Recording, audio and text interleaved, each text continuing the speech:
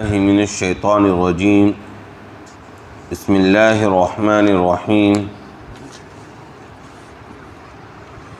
یا ایہا المدثر قم فانذر وربک فکبر وثیابک فطہر والرجز فاہجر ولا تمنن تستکثر ولربک فاصبر فإذا نقر في الناقور فذلك يومئذ يوم عسير على الكافرين غير يسير ذرني ومن خلقت وحيدا وجعلت له مالا ممدودا وبنين شهودا ومهدت له تمهيدا ثم يطمع أن أزيد كلا إنه كان لآياتنا عنيدا سأرهقه صعودا إنه فكر وقدر فقتل كيف قدر ثم قتل كيف قدر ثم نظر ثم عبس وبصر ثم أدبر واستكبر فقال إن هذا إلا سحر يؤثر إن هذا إلا قول البشر سأصليه سقر وما أدراك ما سقر لا تبقي ولا تذر لواحة للبشر عليها 19 وما جعلنا أصحاب النار إلا ملائكة وما جعلنا عدتهم إلا فتنة للذين كفروا ليستيقن الذين أوتوا الكتاب ويزداد الذين آمنوا إيمانا ولا يرتاب الذين أوتوا الكتاب والمؤمنون وليقول الذين في قلوبهم مرض والكافرون ماذا أراد الله بهذا مثلا كذلك يذل الله من يشاء ويهدي من يشاء وما يعلم جنود ربك إلا هو وما هي إلا ذكرى للبشر۔ شروع کرتا ہوں اللہ کے نام سے جو سب پر مہربان ہے، بہت مہربان ہے۔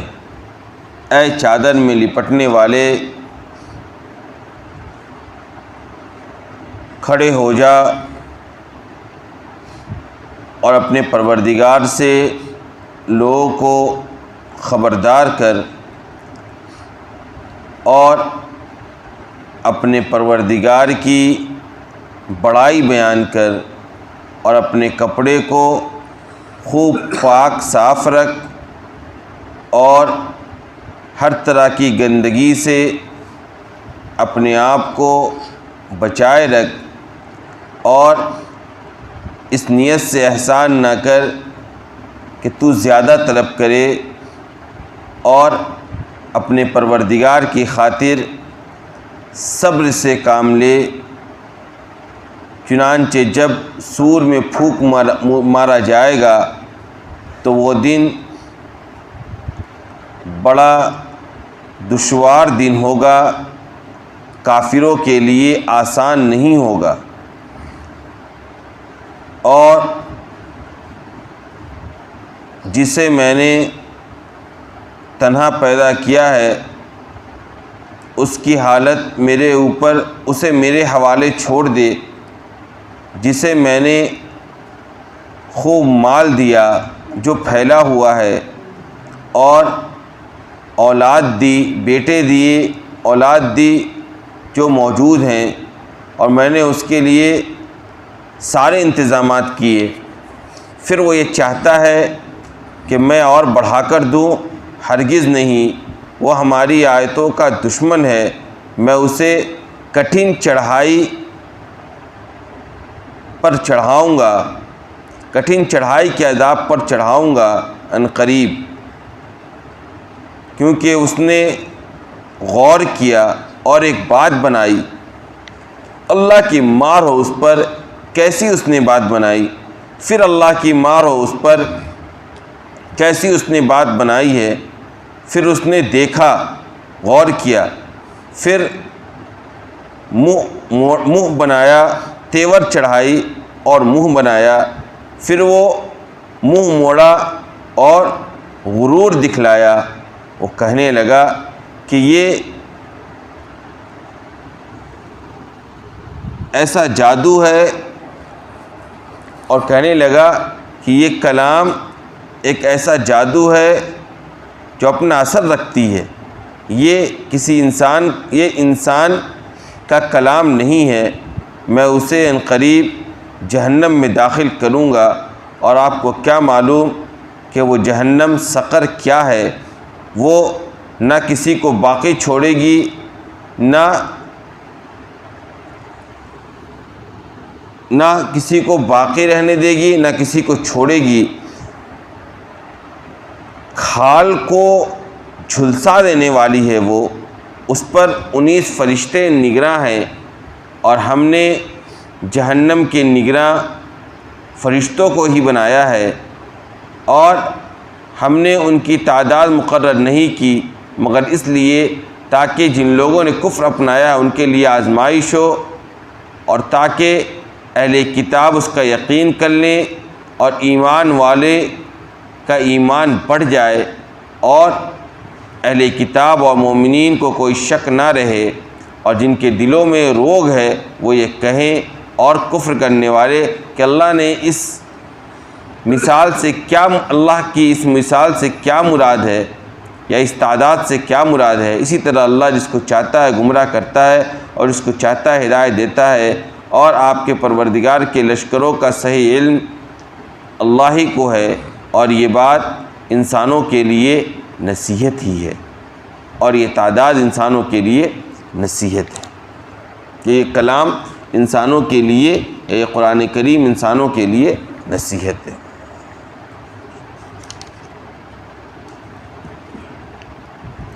سورہ مدثر کا آغاز ہے، یہ بھی ایک مکی صورت ہے، اور اس کے اندر 55 آیتیں اور 2 رکوع موجود ہیں۔ سورہ مدثر کے اندر 56 آیتیں اور 2 رکوع موجود ہیں، یہ بھی ایک مکی صورت ہے۔ اس سے پہلے سورہ مزمل گزرا، وہاں پر بھی یا ایھا المزمل کے ذریعے آپ صلی اللہ علیہ وسلم کو خطاب کیا گیا، اور یہاں پر آپ کو مخاطب بنایا گیا ہے یا ایھا المدثر۔ دونوں کا ترجمہ الفاظ قریب قریب ہے، تھوڑا سا الفاظ میں فرق ہے، لیکن دونوں کا ترجمہ سیم ہے، اے چادر میں لپٹنے والے، یعنی اس طریقے سے آپ کو مخاطب کر کے کلام کا آغاز کیا گیا، اور اس سے اشارہ دیا گیا ہے ابتدائے وحی کے موقع پر، جب وحی کے بوجھ کی وجہ سے آپ کو جاڑا لگنے لگا، اور آپ جب غار حرا سے لوٹ کر آئیں، اور آپ نے حضرت خدیجہ رضی اللہ تعالیٰ عنہ سے کہا کہ زملونی مجھے کوئی چادر چڑھاؤ، کمبل مجھے اڑھاؤ، مجھے بہت زیادہ سردی لگ رہی ہے، تو اس حالت، وہ جو حالت تھی آپ کی چادر اوڑھے ہوئے، اسی حالت کی طرف اشارہ کرتے آپ کو کہا گیا اے چادر میں لپٹنے والے، قم فانذر، کھڑے ہو جاؤ، اب تمہارے اوپر دعوت و تبلیغ کی بڑی ذمہ داری عائد ہو رہی ہے، لہذا فانذر، اپنے پروردگار سے لوگوں کو کیا کرو، خبردار کرو، جہنم کے حالات سے لوگوں کو بتلاؤ، اللہ کا پیغام لوگوں تک پہنچاؤ۔ قم فانذر وربک فکبر، اور اپنے پروردگار کی بڑائی بیان کرو، تکبیر بیان کرو، اللہ اکبر کے نعرہ اللہ اکبر کا نعرہ اور صدائیں بلند کرو، وثیابک فطہر، اور اپنے کپڑے کو خوب پاک صاف رکھو، یعنی پاکی کا خیال کرو، والرجز فہجر، والرجز فہجر، اور ہر طرح کی گندگی سے اپنے آپ کو کنارہ کر لو، چھوڑ دو، ولا تمنن تستکثر، اور اس نیت سے احسان نہ کرو کہ تم کچھ زیادہ وصول کر لو، ولربک فاصبر، اور اپنے پروردگار کی خاطر صبر سے کام لو۔ یہ جو ابتدائی چند آیتیں ہیں 5-7 جو ابھی آپ کے سامنے جس کا ترجمہ پیش کیا گیا، آپ صلی اللہ علیہ وسلم پر غار حرا میں وحی کا نزول شروع ہوتا ہے، اور اس موقع پر سورہ علق کی ابتدائی 5 آیتیں نازل ہوتی ہیں، اقرأ بسم ربک الذی خلق، خلق الانسان من علق، اقرأ وربک الاکرم الذی علم بالقلم، علم الانسان ما لم یعلم۔ اس کے بعد آپ صلی اللہ علیہ وسلم کے ساتھ چونکہ یہ واقعہ پہلی مرتبہ ہو رہا ہوتا ہے، آپ گھبرا جاتے ہیں، آپ لوٹ کر کہاں آتے ہیں؟ حضرت خدیجہ رضی اللہ تعالیٰ عنہ کے پاس، اور پورا احوال ان کو بیان کرتے کہ آج میرے پاس ایک فرشتہ اس طرح کا آیا اور اس نے اس طرح سے مجھے بالکل بھیچا، گلے لگایا اور پھر مجھ سے کہا کہ پڑھو، اور یہ سارے واقعات پیش ہوئے، اور آپ نے بتلایا کہ مجھے اپنی جان کا خطرہ لاحق ہو رہا ہے، مجھے ایسا لگ رہا ہے کہیں میری جان نہ چلی جائے، میں کہیں ہلاک نہ ہو جائے۔ اس موقع پر حضرت خدیجہ رضی اللہ تعالیٰ عنہ نے آپ صلی اللہ علیہ وسلم کو تسلی دی اور آپ کے ماضی کے جو کارنامے ہیں اس کو شمار کیا اور بتلایا، اور کہا کہ ایسے کام کرنے والے لوگ جو فلاح کے لیے جیتے ہیں، دوسروں کو فائدہ پہنچا رہے ہوتے ہیں، دوسروں کے مددگار ہوتے ہیں، مصیبتوں کے وقت دوسروں کے ساتھ کھڑے ہوتے ہیں، دوسروں کا بوجھ اٹھا رہے ہوتے ہیں، ایسے لوگوں کو اللہ کبھی ہلاک و برباد نہیں کرتا۔ اس کے بعد ہوتا یہ ہے کہ تقریباً 3 سال تک پھر کوئی وحی نازل نہیں ہوتی ہے۔ آئی بات سمجھ میں؟ اس واقعے کے بعد غار حرا میں جو پیش آیا اور سورہ الگ کی ابتدائی 5 آیتیں نازل ہوئیں، اس کے بعد 3 سال تک کوئی وحی آتی نہیں ہے، فرشتہ آتے نہیں، اور اہل عرب طرح طرح کی باتیں بنانے لگتے ہیں، اہل مکہ، کہ اس کا رب اس کو بھول گیا، اور یہ تو کہا تھا کہ میرے اوپر وحی کے نزول کی ابتدا ہوئی ہے، اور ایسی ایسی بات تھی کہ اللہ کا کلام نازل ہوا ہے۔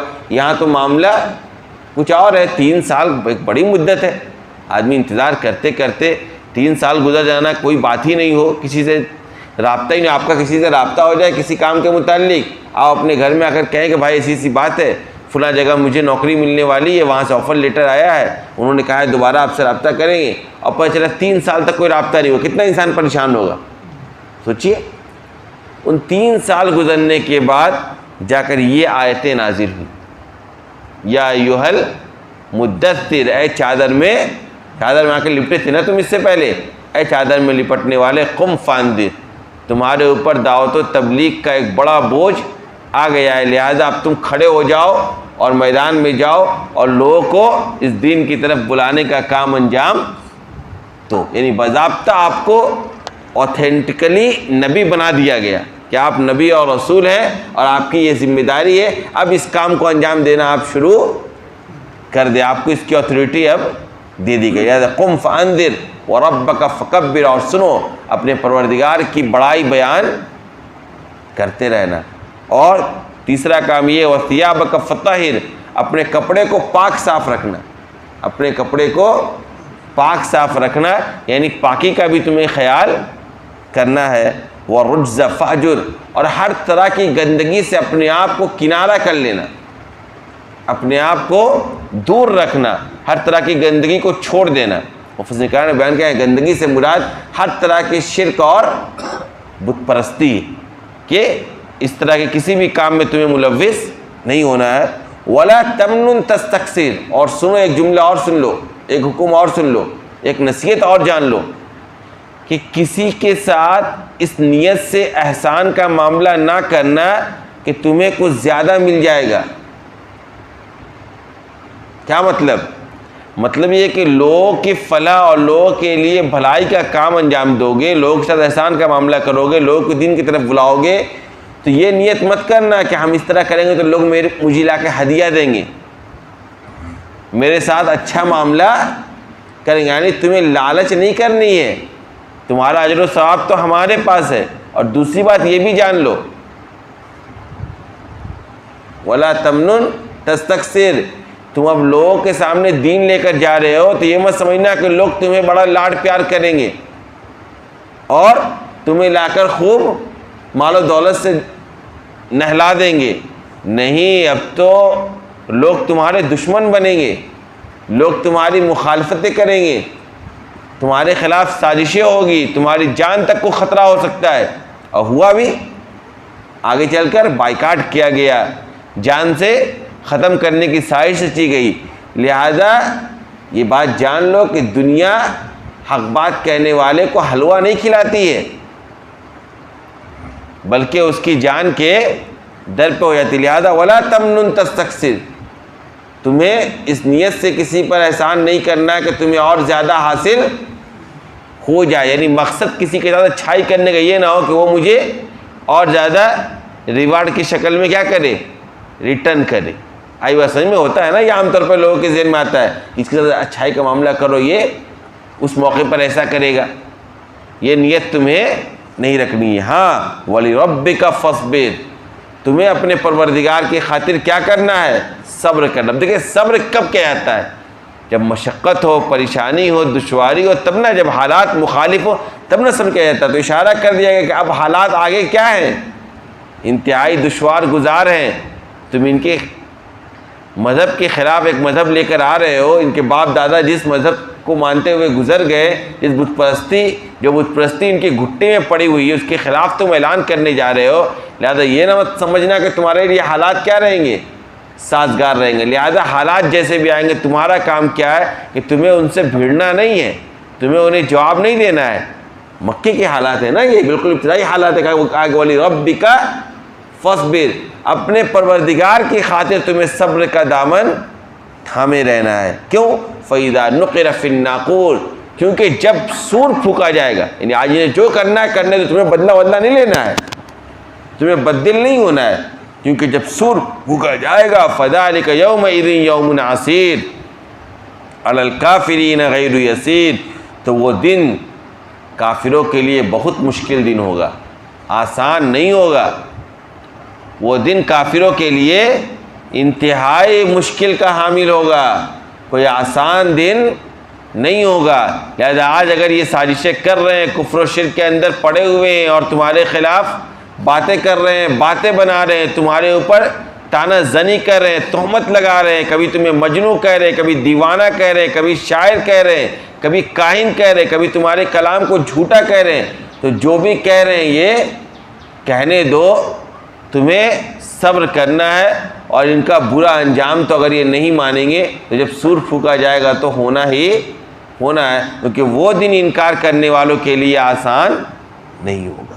لہذا ذرنی ومن خلقت وحیدا، چھوڑ دو میرے اوپر ان لوگوں کو جسے میں نے تنہا پیدا کیا، وجعلت له مالا ممدودا، اور جسے میں نے اتنا مال دیا کہ وہ پھیلا ہوا ہے، وہ بنین شہودا، اور بیٹے دیے جو اس کے سامنے موجود ہیں، وہ مہدت له تمیدا، اور اس کے لیے سارے انتظامات کیے، دنیا کی ساری آسانیاں اس کے لیے ہم نے میسر اسے کر دیا ہے، اس کے لیے سارے انتظام ہیں۔ ثم یطمع ویزید، پھر بھی وہ چاہتا ہے کہ اسے اور زیادہ ملے، یہ جو آیتیں ہیں، اور یہاں سے لے کر بالکل آخری جہاں تک آج رکوع تک تفسیر ہوگی، وہاں تک ایک خاص واقعے کی طرف اشارہ ہے، یعنی ان آیتوں کا ایک خاص کیا ہے؟ شان نزول۔ جو آپ اللہ تعالیٰ نے کہا ذرنی ومن خلقت وحیدا، کہ اس شخص کے حالات کو میرے اوپر چھوڑ دو جسے میں نے تنہا پیدا کیا، اور جسے میں نے مال و دولت سے نوازا، جسے بیٹوں کی نعمت سے نوازا، اور جس کے لیے میں نے سارے انتظامات کیے، یعنی جس کے پاس مال و دولت کی کمی نہیں ہے، پھر بھی وہ چاہتا ہے کہ اسے اور زیادہ مال ملے۔ اللہ نے کہا کلا انہ کان لآیاتنا عنیدا، نہیں، وہ ہماری آیتوں کا کیا ہے؟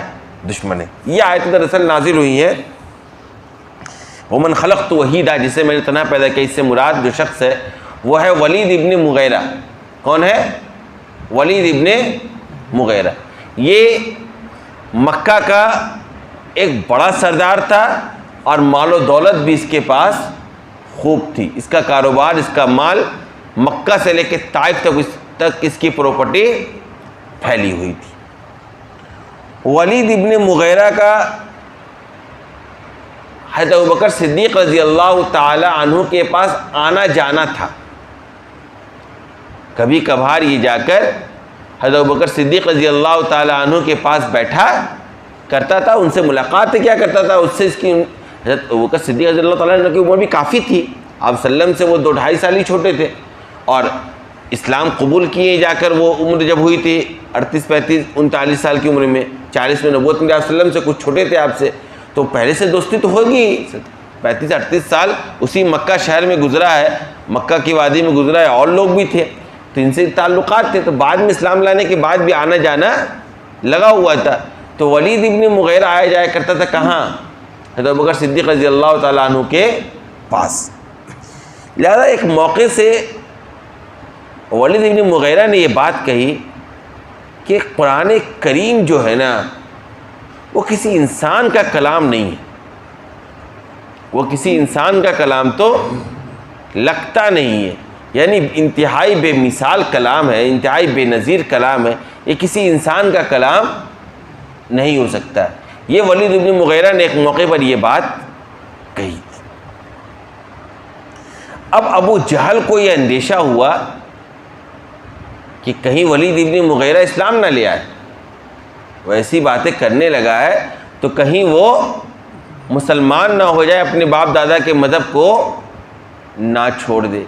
لہذا ہوا یہ کہ ولید ابن مغیرہ کے پاس ابو جہل پہنچا، اور ابو جہل پہنچ کر کہا کہ لوگ تمہارے بارے میں یہ باتیں کر رہے ہیں کہ یہ مسلمانوں کے پاس اس لیے جاتے تاکہ اسے مال حاصل ہو جائے، یعنی اس کو غیرت دلوائی۔ خود مالدار، ایک آدمی مالدار ہے، مال و دولت سے نوازا گیا ہے، اس کو کوئی یہ کہہ رہے بھائی، لوگ کہہ رہے ہیں کہ تو یہ کام اس لیے کر رہا ہے تاکہ تجھے مال کی اور لالچ ہے، تو فلاں مالدار سے بڑی دوستی کرتا ہے، بڑا عاجزی سے اس سے ملتا ہے، بڑا اس کی خصیہ برداری کرتا ہے، شاید تجھے اور زیادہ مال کی لالچ ہے۔ لوگ تو یہی باتیں کر رہے ہیں کہ مال کے لیے اس طرح کر رہا، تو اس کو غیر آئی کہ نہیں آئے گی، سالے میرے پاس اتنا خود پہلے سے مال دولت پڑا ہے، میں کسی مالدار کو کیوں سلام کرتا پھروں؟ آئی بات سمجھ میں؟ تو ابو جہل نے ولید ابن مغیرہ کو یہی غیرت دلائی کہ لوگ یہ باتیں کر رہے ہیں کہ تو جو جاتا ہے نا مسلمانوں کے پاس اٹھتا بیٹھتا ہے، وہ اس لیے جاتا ہے تاکہ تجھے اور زیادہ مال حاصل ہو جائے۔ ولید ابن مغیرہ کو غیرت آ گئی اور وہ کہا نہیں، ایسی بات تو نہیں ہے۔ تو ابو جہل نے کہا چلو یہاں تک تو ٹھیک ہے، لیکن لوگوں کو تب یقین ہوگا جب تم قرآن کے بارے میں یا مسلمانوں کے بارے میں کوئی بات کہو گے ان کے خلاف، کیونکہ تمہاری زبان سے تو یہ بات نکل چکی ہے کیا کہ قرآن کریم بے نظیر کلام ہے، تو جب تک تم اس کے خلاف کوئی بات نہیں کہو گے تو لوگوں کو یقین نہیں ہوگا۔ یہ ابو جہل کس کو کہہ رہا ہے؟ ولید ابن مغیرہ کو۔ اب ولید ابن مغیرہ نے کہا کہ ارے یار بات تو صحیح ہے، تو اس نے بڑا غور و فکر کیا۔ وہ کہا دیکھو بھائی، ایک بات تو میں صاف کہہ سکتا ہوں کہ اس کلام کو شعر و شاعری نہیں کہہ سکتے، یہ کسی شاعر کا کلام نہیں ہے، اس کو ہم جھوٹا کلام بھی نہیں کہہ سکتے، اس کلام کو ہم کاہنوں کی بات بھی نہیں کہہ سکتے، اور آپ صلی اللہ علیہ وسلم کو ہم مجنون اور دیوانہ بھی نہیں کہہ سکتے۔ یہ جو کہتے ہیں نا ہم، کچھ لوگ مجنون دیوانہ کہہ رہے ہیں، کچھ شاعری کہہ رہے ہیں، یہ وہ باتیں جو چلنے والی نہیں ہیں۔ یعنی لوگ اگر غور کریں تو کوئی بھی آدمی غور کر کے آسانی سے بول دے گا کہ نہیں بھائی یہ لوگ جھوٹ کہہ رہے ہیں، شعر و شاعری یہ نہیں ہے، یہ مجنون اور دیوانہ نہیں ہے، یہ جھوٹی بات نہیں کہہ رہے ہیں، یہ کسی انسان کا کلام نہیں ہے۔ تو یہ سارے الزامات یا یہ ساری تہمتیں جو ہم اور آپ لگا رہے ہیں مکہ مکرمہ میں، یہ سارے تانے، یہ ساری باتیں تو چلنے والی نہیں ہیں۔ ہاں بڑا غور کیا، وہی قرآن کا ثم نظر ثم عبس وبصر، پورا غور کیا، تیور چڑھایا، منہ بنایا، پھر اس نے سوچ کر ایک بات بنائی، ایک الزام لگایا۔ کیا کہا؟ اس نے کہا اسے ہم جادو کہہ سکتے ہیں۔ کیا کہہ سکتے ہیں؟ یہ کیا ہے؟ جادو۔ کیوں؟ اس نے کہا اس وجہ سے کیونکہ جس طریقے سے انسان جادو کے ذریعے دو انسانوں کے درمیان تفرقہ پیدا کرتا ہے، میاں بیوی کے درمیان، باپ بیٹے کے درمیان، وہی کام یہ کلام بھی کر رہا ہے۔ اس کلام کا نتیجہ یہ ہوتا ہے کہ جو اسے سن لیتا ہے، اس کو قبول کر لیتا ہے، وہ مومن اور مسلمان بن جاتا ہے۔ مسلمان بن جانے کے بعد اپنے ہی کافر بیوی سے، اپنے ہی کافر بیٹے، اپنے ہی کافر باپ سے الگ ہو جاتا ہے۔ اور یہی خاصیت کس کی ہے؟ جادو کی ہے۔ جادو بھی دو لوگوں کے درمیان کیا کرتی ہے؟ تفرقہ ڈال دیتی ہے، دو لوگوں کو ایک دوسرے سے دور کر دیتی ہے۔ لہذا ہم لوگ قرآن کریم کو بڑی غور و فکر کرنے کے بعد ولید ابن مغیرہ نے کہا کہ ہم قرآن کو کیا کہہ سکتے ہیں؟ جادو کا کلام، یعنی ایسا جادو جو اپنا اثر رکھتی ہے، ایسا جادو جس کا اپنا ایک اثر ہے، یہ ہم اس کو کہہ سکتے ہیں۔ یہ بات اس نے اس موقع پر کہی۔ لہذا قرآن کریم نے اس پورے واقعے کی منظر کشی کی اور کہا قتل کیف قدر، کہ اللہ کی مار اور اس شخص پر کیسی اس نے بات بنائی۔ یہ جو پورا غور و فکر کر کے اس نے جو بات بنائی قرآن کریم کے بارے میں اور اس کو جادو بتلایا، یہ کیسی بری بات ہے، کیسا برا الزام ہے۔ قرآن کریم کوئی جادو بھی نہیں ہے، یہ تو سچا کلام ہے، اللہ کی طرف سے بھیجا گیا ہے۔ لہذا قرآن کریم کا ثم قتل کیف قدر، پھر اللہ کی مارو۔ دو مرتبہ قرآن نے گویا قرآن کریم نے ان آیات کے ذریعے اس کے لیے بد دعائیں کی اور کہا کہ اللہ کی مارو، کہ کیسی بات اس نے غور و فکر کر کے اس نے بنائی اور سوچ کر نکالا یہ. اور قرآن کریم کے بارے میں کچھ کہا بھی تو اس نے کیا کہا؟ جادو کی بات اس نے کہی. اب دیکھیے کہا ذرنی ومن خلقت وحیدا، ان لوگوں کو میرے ان لوگوں کے حالات میرے اوپر چھوڑ دیجئے جسے میں نے تنہا پیدا کیا ہے. اس کا خالق کون ہے؟ ولید بن مغیرہ کا. میں خود ہوں، اس کو پیدا کرنے میں کوئی میرا معاون نہیں ہے. وجعلت له مالا ممدودا، اسے میں نے مال دیا جو پھیلا ہوا ہے، کہاں؟ مکہ سے لے کر طائف تک. وبنین شہودا، اور میں نے بیٹے اسے دیے. ومہدت له تمہیدا، اور اس کو میں نے ساری چیزیں دی، سارا انتظام اس کے لیے میں نے کر دیا تھا. ثم یطمع نزید، پھر یہ چاہتا ہے کہ اسے اور زیادہ مال ملے. کلا انہ کان لآیاتنا عنیدا، یہ ہماری آیتوں کا کیا ہے؟ دشمن ہے. سأرہقہ صعودا، لہذا میں اسے ان قریب کٹھن چڑھائی پر چڑھاؤں گا. یعنی عذاب جو دوں گا اس کو وہ انتہائی کٹھن ہوگی. انہ فکر وقدر، اس نے غور کیا اور ایک بات بنائی. فقتل کیف قدر، اللہ کی مار ہو اس پر، کیسی اس نے بات بنائی. ثم قتل کیف قدر، پھر اللہ کی مار ہو اس پر، کیسی اس نے بات بنائی. ثم نظر، پھر اس نے غور کیا. ثم عبس، پھر اس نے تیور چڑھائی. وبصر، اور منہ بنایا. ثم ادبر واستکبر، پھر یہ منہ موڑا اور اس نے غرور کا اظہار کیا. فقال ان ھذا الا سحر یوسف، کہنے لگا یہ جو قرآن کریم ہے یہ جادو ہے. یہ کیا ہے؟ ایک جادو ہے جو اپنا اثر رکھ رہی ہے. ان ھذا الا قول البشر، یہ کسی انسان کا کلام نہیں. اللہ نے کہا سأصلیہ سقر، میں قریب اسے سقر میں داخل کروں گا. وما ادراک ما سقر، آپ کو پتہ ہے سقر کیا ہے؟ سقر جہنم کا ایک نام ہے اور جہنم کا ایک حصہ ہے. لا تبقی ولا تذر، جو کسی کو نہ چھوڑے گی نہ باقی رکھے گی. مطلب یہ کہ جہنم کا جب فیصلہ ہو جائے گا تو ایسا نہیں ہے کہ جہنم کسی اہل جہنم کو باہر چھوڑ دے، بلکہ سب کو پکڑ کر لائے گی جہنم کے اندر. اور آنے کے بعد کوئی سوچے کہ میں باہر نکل جاؤں، بچ جاؤں، ایسا بھی ہونے والا نہیں ہے. لواحۃ للبشر، بلکہ جہنم تو چمڑے کو جھلسا دینے والی ہے، کھالوں کو جھلسا دینے والی ہے.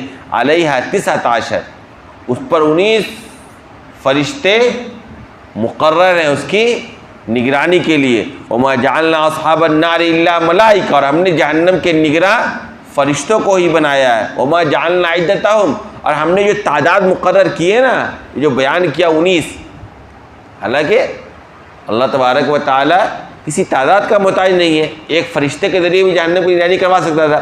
لیکن 19 کی تعداد بیان کر کے باضابطہ کہا ہم نے اس لیے بیان کیا تاکہ فتنۃ للذین کفروا، کافروں کے لیے ایک آزمائش ہے. جب وہ کہنے لگے ارے بھائی 19 کیوں ہے، ایک کیوں نہیں ہے، یا 19 کیوں ہے، 19 سے زیادہ کیوں نہیں ہے، ایک طرح کا شک میں پڑ گئے نا، آزمائش میں آ گئے نا. حالانکہ ایمان والوں کے لیے کیا ہے بھائی، اللہ نے جو بیان کر دیا ہم اس پر ایمان رکھتے ہیں. تو ان کافروں کی آزمائش کے لیے 19 کی تعداد بیان کی گئی. لیستیقن الذین اوتوا الکتاب ویزداد الذین آمنوا ایمانا، اور تاکہ اہل کتاب کو یقین ہو جائے اور ایمان والوں کا ایمان بڑھ جائے. ایمان والوں کا کام کیا کہ جب بھی کوئی نئی آیت نازل ہوتی تھی اس پر وہ ایمان لاتے تھے، ان کا ایمان اور بڑھ جاتا تھا. اور اہل کتاب کو بھی یقین ہو جائے. مطلب یہ کہ 19 کی تعداد پہلی آسمانی کتابوں میں بھی بیان کی گئی ہے کہ جہنم کے جو نگراں فرشتے وہ کتنے ہیں؟ 19 ہیں.